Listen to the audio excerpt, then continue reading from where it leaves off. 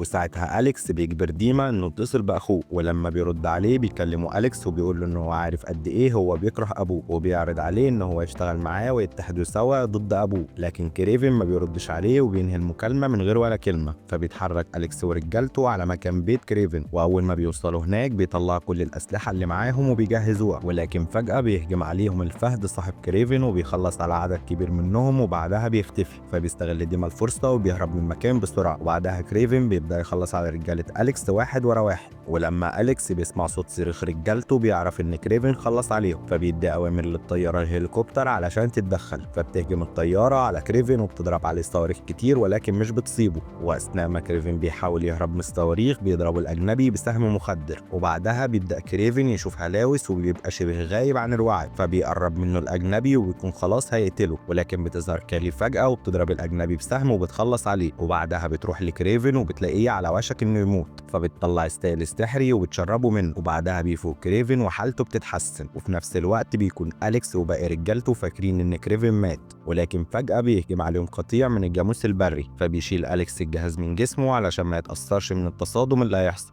وساعتها القطيع بيهجم على العربيات وبيدمروها بكل رجالة أليكس اللي موجودين فيها، وبيكون كريفن مع القطيع وبيحاول يوصل لأليكس. وساعتها أليكس بيتحول لوحش وجسمه بيشبه جسم وحيد القرن، وبيهجم على كريفن وبيضربه ضربات قوية جدا، وبيكون باين إن أليكس أقوى بكتير من كريفن، لكن كريفن بيطعنه في مكان الجهاز اللي في جسمه، وده بيأثر على أليكس وبيضعف قوته. فبيستغل كريفن الفرصة وبيربط أليكس بحبل وبيرميه وسط قطيع الجاموس، وبنشوفهم هما بيدوسوا عليه وبيتخبط بينهم جامد. وبعدها بيقع أليكس على الأرض وبيكون خلاص هيموت، ولكن قبل ما يموت بيعترف لكريفن بالحقيقة وبيقول له إن أبوه هو اللي ورا كل اللي بيحصل، وإن هو بعت له فيديو ليه وهو بيهرب من السجن علشان يدور وراه ويعرف مكانه ويخلص عليه. وفي اللحظة دي بيجي ديما وبيكون عايز يضرب أليكس بالنار، لكن كريفن بيمنعه وبيقول له إن هو مش مجرم زيه. وبعدها بنشوف أليكس واللي وقتها بيكون خلاص مات.